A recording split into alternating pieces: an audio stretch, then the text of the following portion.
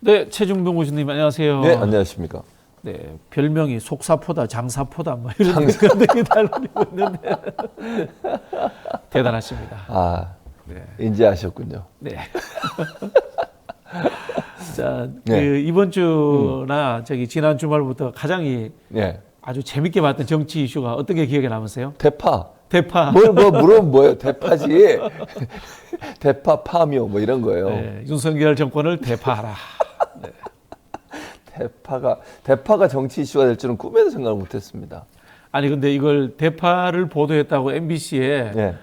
방심위에 이제 민원 접수를 했다 이런 이야기까지 나오고 있습니다.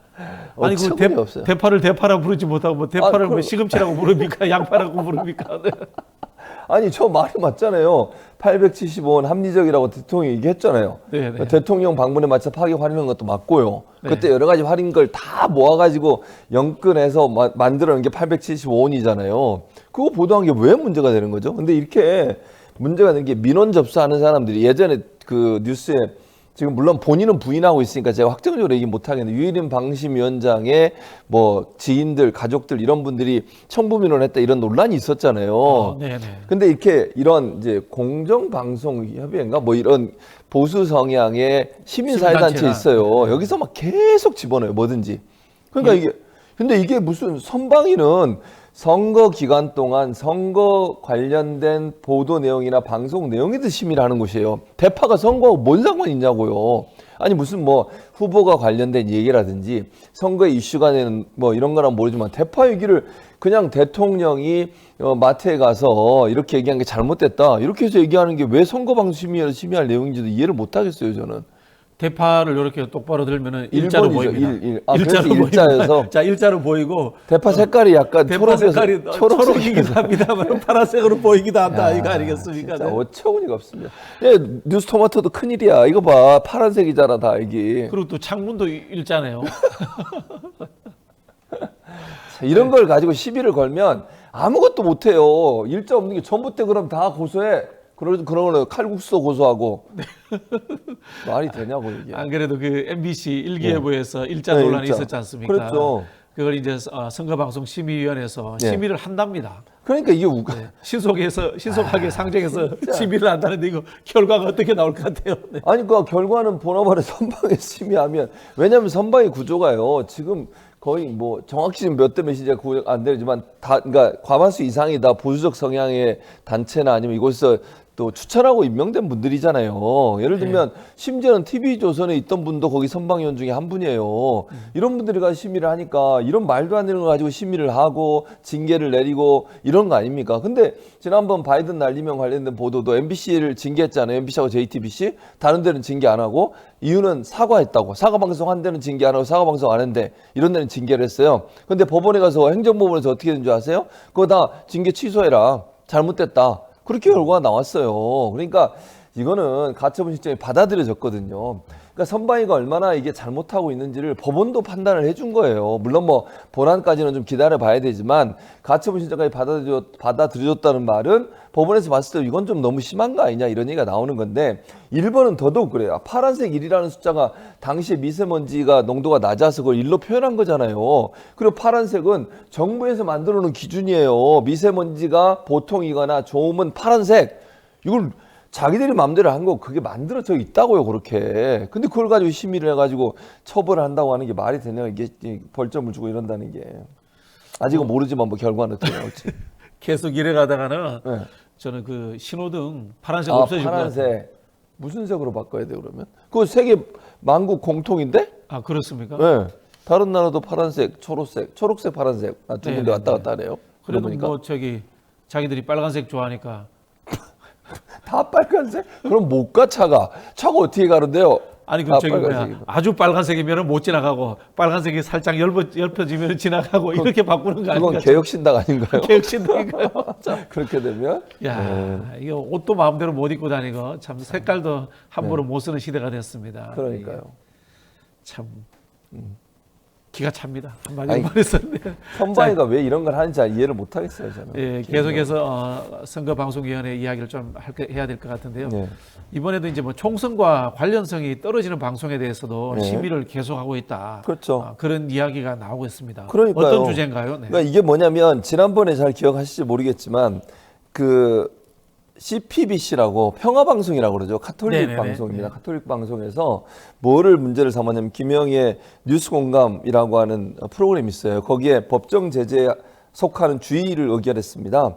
당시에 이제 출연자 한 분이 뭐라고 얘기했냐면 이태원 참사에 정치적으로 책임지고 사퇴할 사람이 없었다. 네. 이렇게 이제 얘기했어요. 사실인데요? 그렇죠. 근데 뭐라고 얘기하냐면 이게 이제 이 평론가의 주장은 정치적으로 책임진다는 사람은 고위급을 얘기하는 거잖아요. 실무에 있는 사람들이 정치적 책임을 지는 건 아니잖아요. 그렇죠. 네. 근데 이게 말이 맞는 거예요. 그러면 결국. 네, 네. 근데 뭐라고 얘기하냐면 밑에 있는 사람 처벌 받았지 않냐. 그러니까 이태원 참사의 실무자들이 처벌을 받았죠, 실제적으로. 근데 용산구청장도 물론 이제 풀려나가지고 지금 업무를 보고 있는 거잖아요. 아니 물론 재판이 끝난 건 아니지만 서울경찰청장도 처음에 기소 안 했다가 나중에 수사심의위원회 열어서 거기 심의위원들이 기소하라 하니까 기소했어요. 행안부 장관은 책임졌습니까? 안 졌잖아요. 아니 무슨 위에 고위급들 그 사람들이 정치적 책임을 지는 거예요. 이게 뭐 버런이 정치적으로 책임지고 사퇴한 사람 없잖아요. 없죠. 네. 근데 처벌받은 사람이 있기 때문에 이게 틀렸다는 거예요. 이런 논리로 접근해가지고 하면 이 말을 그대로 이해하면 정치적으로 책임지고 사퇴한 사람이 없다는 말은 맞는 말이 되는 거예요. 그러면 맞는 말이죠. 그러니까 실무적 책임이 아니라 그러니까 지휘 감독 권한이 있는 사람이 제대로 관리 감독을 못해서 문제가 있기 때문에 정치적 책임을 지는 거거든요. 특히 이렇게 고위급들은 그거 안 했다고 얘기했는데 그게 잘못됐다고 잘못된 발언이라고 그걸 가지고 제재를 가한 거예요. 두 번째는 잘 아시는 것처럼 김건희 특검에 여사 뺐다고. 네. 그러니까 이제 누구야 박진영 평론가도 다 걸리는 거지. 맨날 김건희 특검이라 그러잖아. 여사 뺐다고 네. 이런 걸 어떻게 심의를 하냐고요. 저는 이해를 못 하겠어요 도저히. 법률적 용어에 여사라는 이름이 들어가는 거예요. 안 들어가죠. 특검일 특검법에도 없어요. 특검법에는 그냥 김건희에 관련된 네, 뭐 뭐 특검법이 그렇게 돼 이렇게 있어요. 가잖아요. 여사란 말 없어요. 네, 야, 참 이 느낌이 땡전 네. 뉴스 생각이 납니다. 네. 아유, 답답합니다. 네, 과거에 이제 저기 연식이 얼마 안 되신 분들은 잘 모르시는데요. 예. 80년대에 오늘 전두환 대통령 각하께서는 그리고 한편 이순자 여사께서는 이렇게 맨날 방송에 했죠, 쭉 방송에. 나갔죠. 첫 번째, 두 번째. 예, 그래서 그 당시에 그 이순자 여사의 호가 한편인 줄 알았던 사람이 많습니다. 아유, 진짜. 자, 이쯤 되면은 선방위가 어떤 일을 하고 있는지 굉장히 궁금한데요. 예. 주요 그 어떤 내용에 대해서 이제까지 제재를 했는지 쭉 한번 살펴봐 주시죠. 예, 일단 2020년 21대 총선과 2020년 20대 대선 선방위 같은 경우에 법정 제재라고 하는 게 이제 벌점이 부과되는 제재를 얘기하는 거거든요. 네. 2건에 불과했어요. 근데 지금 현재는 이게 뭐 열 몇 건이 넘어갔어요. 전체로 보면 법정 제재가. 그러니까 기준으로 본다고 하면 예전에 그 법정 제재 수준과 지금의 법정 제재 수준이 너무 다르다는 거죠. 이만큼 엄청나게 많이 지금 제재를 내리고 있는 상황이에요. 그리고 아까도 말씀드렸지만 그럼에도 불구하고 나중에 돌아보니까 결국 법원에서 가처분을 받아들일 정도로 문제가 있다고 얘기하는 부분이 많다는 거죠. 예를 들면 또 이런 것도 있네요. TBS 김어준의 뉴스공장 같은 경우에도 이재명 당시 후보를 지지해 지상파 라디오를 진행했다는 부적절한 문제가 됐고요. 21대 총선 선방위는 뉴스데스크에서 전화의 본의라는 코너가 있었는데 자유한국당입니다. 이 당의 정체는 리포트에서 기자가 자유한국당 대표 번호에 전화를 한 것도 비례 한국당에 전화를 한 것처럼 잘못 보도했다는 법정제를 받았죠. 그러니까 이렇게 명백하게 문제가 있는 것에 대한 법정제를 하는 경우들이 있어요. 근데 지금 우리가 앞에 얘기했던 아까 일본 문제도 그렇고요. 그다음에 또 뭐가 있었지? 우리가 얘기했던 이런 내용들로 보면 실제 이게 과연 문제가 되느냐 하는 부분에 있어서는 차이가 너무 많이 난다는 거예요. 그러니까 예전에는 명백하게 문제가 되는 사안에 대해서는 제재를 가하는 경우들이 있었지만 이렇게 그냥 파란색 1번 썼다는 날씨 하면서 그걸로 문제를 삼거나 아니면 대파 문제도 물론 심의가 아직 들어간 건 아니지만 이걸 심의에다가 올리거나 여사라는 내용을 안 썼다고 해서 안 넣었다고 해서 그것 때문에 문제를 삼아가지고 제재를 가하는 이런 형태는 없었다는 거예요. 네. 그러니까 비교를 해보면 예전의 선방위의 활동과 지금의 선방위의 활동은 너무 정치적이라는 거예요. 지금의 선방위가 너무 정치적으로 편향돼 있어서 본인들의 정치적 성향과 반하는 어떤 보도를 하는 모든 내용들을 심의 대상으로 올리고 그걸 처벌하려고 하는 또 심의하고 제재하려고 하는 이런 모습을 보이고 있다는 게 큰 문제라는 거죠. 예, 문재인 정부 때는 심하지 않았는데 윤석열 정부로 바뀌고 나서부터 그렇죠. 이렇게 심해지고 있는 거죠. 그럼 그때도 사실은요, 선방에 야당 의원들도 있었어요. 당시에 문재인 정부 때도. 그런데도 이렇게까지 누가 봐도 이거는 상식적으로 허용될 수 있는 범위, 언론의 자유와 표현의 자유 범위 내에서 허용될 수 있는 범위까지도 문제를 삼는 경우는 없었다는 거죠. 좀 쉽게 좀 설명을 부탁드리고 싶은데요. 선방위는 선관위 산하기관입니까? 아닙니다. 아니면 방심위. 방심위. 네, 방심위 네. 산하기관이고요. 그 플레임을 좀 들어서 선거방송심의위원회. 선거방송심의위원회. 네. 그러니까 방송통신심의위원회가 있고요. 네네. 거기서 선거 기간 동안 따로 심의위원회를 꾸려요. 그러니까 방송통신심의위원회 위원들은 그대로 있고 그 사람들이 하는 건 아니고요.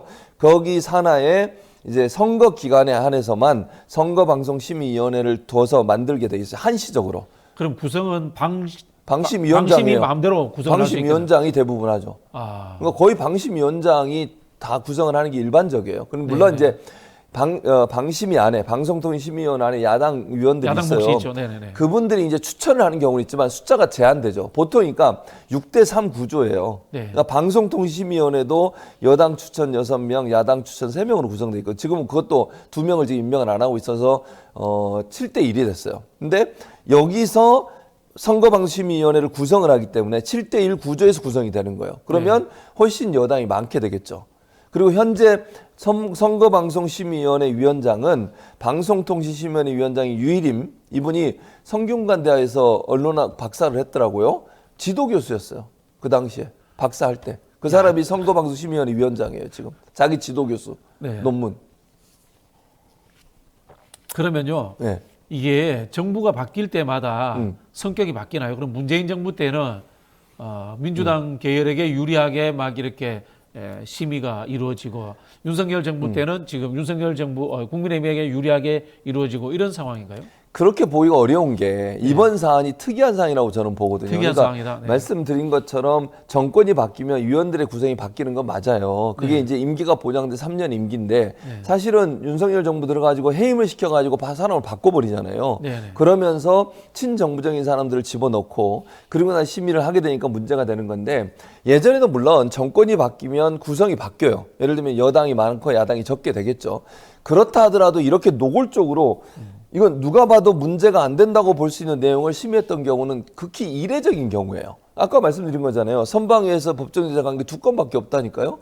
근데 지금은 뭐 계속 나오잖아요. 선방위에서 지금 심의를 하는 게 이렇게 많지도 않았고 이런 문제에 대해서 활동하면서 정말 누가 상식적으로 이해 안 되는 내용을 결정해서 예를 들면 뭐 날씨 같은 경우 이런 문제예요. 아무리 야당에서 들어온 의원들이라 하더라도 이게 말이 된다고 생각하겠어요? 그렇게 안 하거든요. 그래서 이거 가지고 여당에 있는 사람이라고 해서 예전에 반대편에 있었던 지금의 국민의힘 전신에 뭐 그런 정당이 했던 문제 가지고 뭐 문제를 삼아 가지고 심의를 하고 제재를 가는 경우는 없었어요, 거의. 제 기억으로는.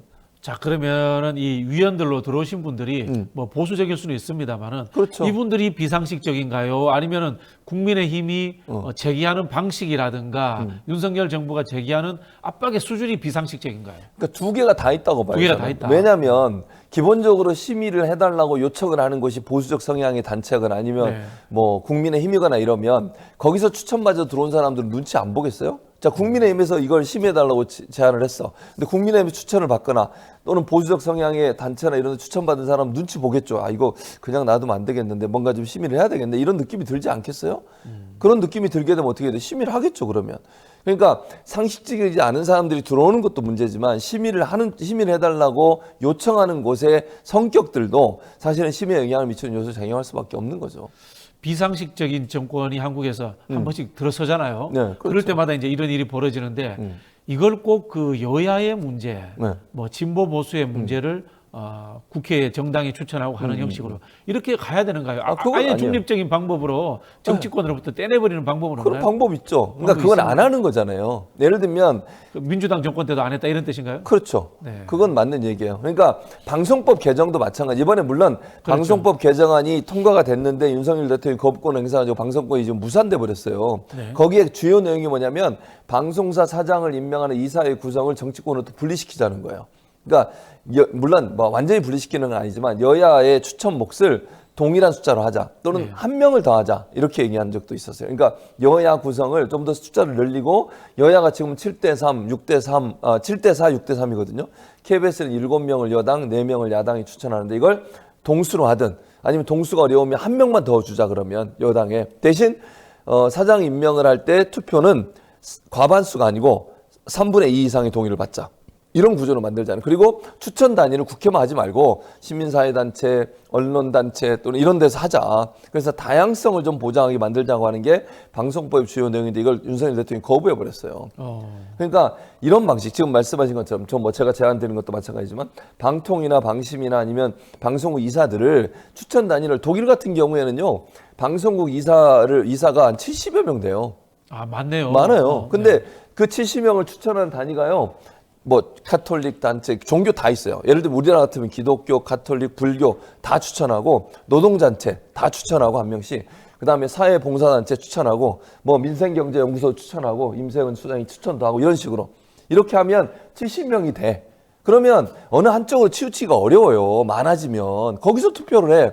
거기서 또 이거 방송법 개정안에 보면 어떤 것도 들어가 있냐면 사장 후보들 있잖아요. 100명의 선거인단을 일반 국민에서 모집을 하는 거야. 그 사람들이 평가해. 이래서 1, 2, 3위를 정해. 그래서 올려. 그럼 이사회에서 최종 결정하게 만드는 거예요. 예를 들면. 이런 구조로 하면 이렇게 정치적으로 편향된 일들을 어느 정도 막을 수 있다는 거죠. 네, 결국은 뭐 이 다수의 집단지성을 통해서 그렇죠. 균형감을 만들어야 되네요. 이거 보면서 그런 생각이 드는 게 대한민국 왜 정치개혁이 안 되는가? 제가 20년 동안 고민했는데요. 첫 번째는 고양이들한테 생선 가게를 맡기는 그렇지, 거예요. 맞아요. 쉽게 말하면 정치개혁 특위를 합니다. 국회에서 하는데 그게 다 국회의원들이 구성돼 있어. 맞아. 자기 기득권 내려놓을 생각이 없는 거예요. 맞아요. 선거구 획정위원회 마지막까지 법률 어겨가면서 몰려서 하거든. 왜? 국회의원들이 자기 선거구 조정하니까 제대로 안 되는 거예요. 결국은 이해 당사자들이 권한을 내려놔야 되는데 그걸 안 하고 있는 거죠. 똑같네요, 여기도 맞아요. 보니까. 방송도 마찬가지예요. 참 답답하다. 네. 자, 이런 상황에서 그 총선을 앞두고 네이버가 언론중재위원회에 조정 신청이 된 사안에 대해서 정정보도 청구 진행 중이다라는 표기를 달겠답니다. 네.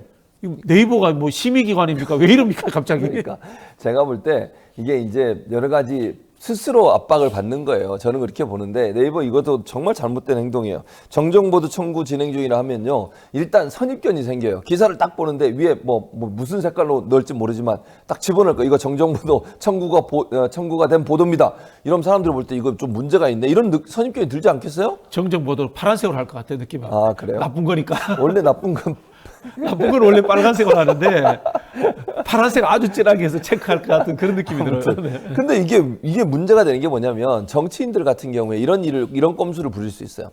정치인의 비리가 있어. 근데 언론이 보도를 했어.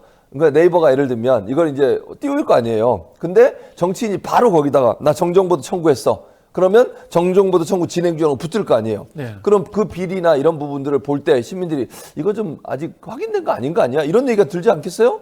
그러니까요.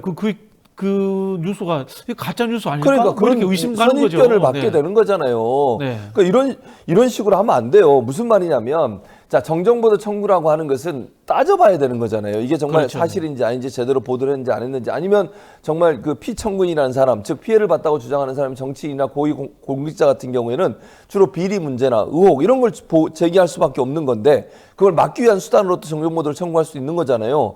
그걸 확인되지 않은 상태에서 정정보도 청구 중이라고 하는 문구를 넣게 되면 언론사들이 보도하는데 상당히 큰 압박이 들어와요. 그리고 독자들이 언론사들이 또 이런 고위공직자나 아니면 정치인들에 대한 비판적인 기사나 아니면 의혹 수준에서 의혹을 제기하는 기사를 쓸 수가 없게 돼요. 그럼 뭐 어떻게 돼? 언론의 원래 기능이 감시 기능이에요. 견제, 감시. 그게 언론의 기능이라고요. 그 언론의 견제와 감시 기능을 완전히 무력화시키는 행동이에요. 예. 그러니까 저는 만약에 정정보도 청구 진행 중이라고 쓰려면 최소한 중립적인 성향의 전문가들이 모여있는 위원회 같은 데서 검토하고 그래 정말 이건 조금 이상하다. 이 기사를 이렇게 쓰면 안 되지. 왜냐면 또 혹시나 또 그런 기사도 있긴 해요. 예를 들면 뭐 어느 언론사라고 얘기하지 않겠지만 막 부풀려서 쓰거나 확인도 안 된 거 가지고 막 쓰고 이런 경우도 있을 수 있잖아요. 네. 그걸 네이버가 판단하면 안 된다는 거예요. 제 말은. 네이버는요. 사업자예요. 사업자. 사업하는 그렇죠. 사람이 정치 권력으로부터 자유로울 수 있겠어요? 네. 직접적인 무슨 통제를 안 받지만 생각을 해보세요. 박진영 평론가도 사업하는 사람이 정치권의 압력이나 이런 것으로부터 뭐 스스로 자기 검열을 하든 이런 걸 하게 돼 있잖아요, 기본적으로. 그런 위험성이 있기 때문에 네이버에 이런 권한을 주면 안 되고 네이버에 이런 행동하면 안 되고요. 만약 이걸 하려면 중립적으로 구성된 위원회 같은 데서 논의해보고 검토해보고 정말 문제가 있다고 생각할 때 그걸 붙이게 만드는 것이지 네이버 자체적으로 회사에서 하는 것은 이거는 문제가 크다고 봅니다. 우리 이제 사법적으로도 이제 무죄 추정의 원칙이라는 게 있는데요. 이게 어떤 느낌이 드냐면요. 제가 만약에 뭐 보수 시민단체나 이쪽으로부터 고소고발 당했다. 네, 네, 네. 그러면은 제가 길을 걸어 다니는데 이마에다가 고소고발 당한 사람, 붙이고 다녀. 고소고발 당한 사람, 모르는데. 곧 유죄가 될 가능성이 있는 사람, 곧 유죄. 이마에 뭐 붙이고 다니는 그런 느낌이에요 지금 이게. 야, 이거 참 이 검찰 정부의 특징인 것 같아요. 네이버가 언론도 아니고 참 포털이지만 포털도 따라가는 것 같아. 그렇죠. 왜냐면 사업하는 사람들은요, 기본적으로 국가의 정책에 반하는 행동을 하기가 어려워요. 그러니까 이건 뭐 그냥 일반적인 얘기를 하는 거예요. 왜냐면 그렇게 되면 제재를 받을 가능성이나 뭐 세무조사를 받을 가능성이나 이런 여러 가지 위험성이 있기 때문에 사업하는 사람들은 정치 권력의 눈치를 보는 게 일반적이에요. 그건 뭐 통상적으로 다 통하는 말이잖아요. 그러니까 네이버 입장에서도 모르겠어요. 네이버가 뭐 직접적인 압력을 받았는지 모르겠지만 이런 행동을 하는 것 자체가 그런 의심을 받기 충분하다고 봅니다. 뭐 네이버도 피곤할 겁니다. 윤석열 정부 들어서서 피곤할 거라는 거 이해는 들지만은 뉴스를 공급하는 사업을 하시려면요. 이 정도에 대해서 버틸 어떤 뭐라고 합니까? 이 열정이라든가 그런 이 자세가 있어야 돼요. 태도가. 그렇지 않으면은 뉴스 공급하는 사업 저는 하면 안 된다고 봐요. 그렇지. 이거는. 네. 자, 만약에 이런 제도가 도입이 된다면요. 네. 정파적으로 악용된다거나 그럴 수 있어요. 그럴 가능성이 상당히 많죠. 충분히 가능해요. 그러니까 아까 지금 방심위도 마찬가지잖아요. 네. 제재를 해달라고 심의 요청을 하는 그 뭐 그냥 매일 앉아서 그것만 하는 그런 단체들이 있을 수 있잖아요. 마찬가지예요. 만약에 윤석열 대통령에 대한 비판적 기사를 쓰거나 윤석열 대통령에 대해서 비판하는 의혹을 제기하나 김건희 여사에 대해서 의혹을 제기했을 때 거기에서 계속 심의 집어넣는 거야. 중재에다가 이건 문제가 있다. 나는 정정보도 청구를 하. 계속. 그럼 어떻게 되겠어요? 그러면 계속 그 관련된 뉴스가 다 정정보도 청구 중이라고 붙을 거 아니에요. 그러면 그 검증이 가능하겠냐고요. 불가능하게 돼요. 불가능하죠. 그러니까 정치적으로 이런 총선을 앞두고서 이런 더 문제가 될 수 있고 또 정치 권력에 대한 끊임없는 견제와 감시에 대한 언론의 기본적 기능 자체를 무력화시키는 행동이 될 수밖에 없다. 그런 점에서 본다고 하면 이거는 있어서는 안 된다고 봐요, 저는. 최진봉 교수님은 그 포털이 언론 시장을 그 좌지우지하는 이 뭐 독과점 이거 사실 근본적인 해결책이 있어야 된다고 생각하시죠? 당연히 해결책이 있어야 된다고 생각하죠. 이건 문제가 있어요. 그러니까 네이버는 자꾸 이제 그렇게 얘기해요. 포털 시장 뭐라고 얘기하냐면 우리는 생산자가 아니고 그냥 제공만 해주는 데다 이렇게 얘기해요. 기본적으로. 그러면서 예전에도 논란이 됐던 게 뭐예요?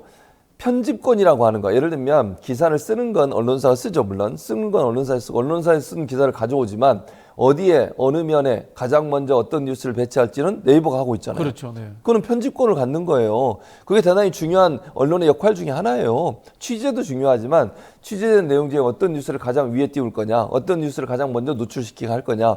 근데 처음에는 알고리즘을 한다 그랬다가 나중에 또 논란이 된 적이 있었던 게 그 회사의 직원이 일정 부분 개입하고 있다는 논란이 또 있었어요, 한번. 네. 그걸 왜냐면 알고리즘도 누가 만드는 거예요? 회사에서 만드는 거잖아요. 그렇죠. 그 알고리즘 어떻게 만드느냐를. 그래서 끊임없이 우리가 요구했던 게 뭐냐면 알고리즘 공개하라고 그랬어요.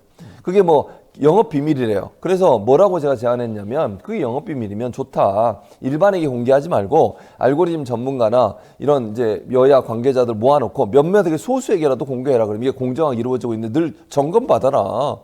그럼 정말 노출도가 높은 게 클릭수가 높은 건지 아니면 정말로 뭔가 인위적으로 어떤 뉴스를 일방적으로 먼저 띄우려고 하는 것인지 그걸 알 수가 없잖아, 우리가. 그래서 알고리즘 공개의 문제에 대해서는 제가 늘 주장했던 바예요. 그리고 왜냐하면 영업 비밀이고 본인들의 사업에 문제가 있다고 하면 소수의 전문가들에게라도 공개해서 검증을 받아라. 그게 공정하게 이루어지고 있다고 하는 것을. 그러니까 자기들이 전혀 인위적으로 역할을 안 하고 정말 공정하게 그 독자들 또는 뭐 이용하는 이용자들의 이용 어떤 패턴에 따라서 알고리즘이 형성될 수 있도록 하는 것이 제대로 작동되고 있는지를 점검받을 필요가 있다는 거죠. 네, 알겠습니다.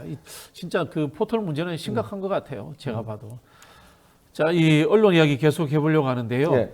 이번 선거의 돌풍이라고 할 수 있는 조국혁신당을 보도하는 이 매체들의 기사의 편향성이 상당히 지금 현재 문제가 되고 있습니다. 특히 이 민주당과 갈라치기해서 갈등을 만드는 향상 뭐 이런 것들이 많이 나오고 있거든요. 예. 일단 저희가 준비한 영상부터 한번 보시고 계속 이야기하시죠. 예. 그 조국 대표께서 조국 혁신당이 지금 지지율이 잘 나오고 있는데 이게 뭐 윤석열 대통령도 싫은데 민주당도 싫어서다 이렇게 평가를 했는데 이거에 대해서 좀 어떻게 보시는지 궁금하고요. 조국 혁신당 대표께서 그렇게 얘기했다고? 네네. 민주당이 싫어서 조국 혁신당을 지지한다? 윤석열 대통령도 싫지만 민주당도 싫어서 조국 혁신당 지지한다. 뭐 여러 가지 원인이 있을 수 있을 텐데 아마 조국 대표께서 설마 그렇게 말씀하셨겠나 싶습니다. 오보 아닐까 생각하고. 이재명 대표가 잘 안 속네요. 갈라치기가 잘 속질 않으시네요. 네. 아니 오보가 아닐까 이런 얘기를 했는데 이게 정확히 얘기하면 조국 전 대표가 이제 시민이 했던 말을 전달한 거예요. 전달한 거다. 네. 네. 시민들을 만났는데 조국 대표가 뭐라고 그랬냐면 보수 성향 대구 시민이 이렇게 얘기하더라라고 얘기하면서 방송에서 얘기를 한 거예요. 근데 그걸 질문할 때는 지금 아까 기자 질문 보세요. 윤석열 대통령도 싫은데 조국 대표께서 이렇게 얘기했어요. 그러니까 네. 조국 대표가 얘기한 것처럼 얘기한 거예요. 윤석열 대통령도 싫은데 민주당도 싫어서다 이렇게 평가했는데 이 말은 누가 평가했단 말이에요? 조국 대표가 평가한 거죠. 네. 조국 대표가 평가한 게 아니잖아요. 아까 제가 말씀드렸잖아요. 조국 대표가 뭐라고 그랬냐면 대구에 갔는데 보수정의 대구 시민이 그런 얘기를 하더라라고 전달을 한 거예요. 그럼 그렇게 얘기를 해야지. 마치 그러니까 이재명 대표는 그걸 안 들었는데 그러니까 그 방송을 보지 않은 상태에서 기자의 질문만 듣고 아니 그렇게 얘기할 리가 없는데 이거 오버 아닐까요? 라고 얘기하는 거예요. 그렇죠. 그러니까 조국 대표가 자기 생각을 얘기한 게 아니고 대구의 보수 시민 중에 한 분이 본인이 만났는데 그런 얘기를 하더라라고 얘기한 거를 마치 조국 대표가 인간처럼 얘기해서 이간질을 시도하는 이런 기자가 이렇게 질문하면 안 되는 거 아닙니까? 기자 그렇죠. 질문 자체가 팩트가 틀렸어요. 아니 이재명 대표가 진짜 상황 판단을 잘하신 거예요. 그런데 그렇죠. 만약에 실수해가지고 아니 조국 장관이 그랬단 말이야. 그러면 이제 이랬으면 이간질이 서로 되는 간에 거지. 막 싸움 나고 난리 나지. 그러면 이제 종편에서 뭐라고 보도하겠어요? 둘이 싸웠다. 이렇게 그렇죠. 나오겠죠. 야, 이 언론이 어떻게 보면 정치에 개입하는 거예요. 그렇죠. 맞아요. 교묘한 그 잔꾀를 써가지고 네. 참 심각합니다. 대한민국 언론. 자, 이런 상황에서요. 조국 혁신당에 대해서 이 매체의 성향 따라 보도하는 방식이 굉장히 달라요. 자, 매체별로 어떻게 하는지 저희가 한번 보겠습니다. 자, 총선 판세 흔드는 조국 혁신당 이렇게 하는 것도 있고요. 한숨만 나오는 범죄 도피처 이렇게 또 보도하는 것도 있습니다. 야, 완전히 다르네요. 네. 자, 조국의 강을 누가 다시 흐르게 했나 이런 식으로 이야기하는 데도 있네요. 자, 이 조국 혁신당에 대한 논조가 네. 굉장히 다른데요. 또 보도를 잘 안 하는 곳도 있어요. 네. KBS 같은 곳은 조국 혁신당에 대해서 보도를 거의 안 하다가 3월 셋째 주에 대해서야 이제 한 건의 기사를 보도를 했습니다. 이 편향성은 어떻게 된 겁니까? 그러니까 왜냐하면 이게 그 말씀하신 것처럼 방송사나 언론사들이 어떤 이슈에 대해서 본인들의 의사를 표현하는 방식이 여러 가지가 있잖아요. 예를 들면 보도하면서 부정적으로 보도하는 것도 하나의 방식이죠. 뭐 민주당에 대해서든 아니면 뭐 진보 진영에 대해서 막 부정적으로 보도해. 그러면서 본인의 정치적 이데올로기를 드러내요. 언론사들이. 또 하나의 방식이 뭐냐면 배제시키는 거예요. 배제시키는 아예 거. 보도를 안 해. 이것도 무시 전략이에요. 소나무당 아예 보도가 없어. 소나무당 없지. 네. 아이, 우리 소나무당. 뉴스 인사이다의 그 전 MC께서 소나무당으로 가셨는데 왜 이렇게 보도를 안 해주십니까? 참 그분 모르겠어요. 어쨌든 그렇고요.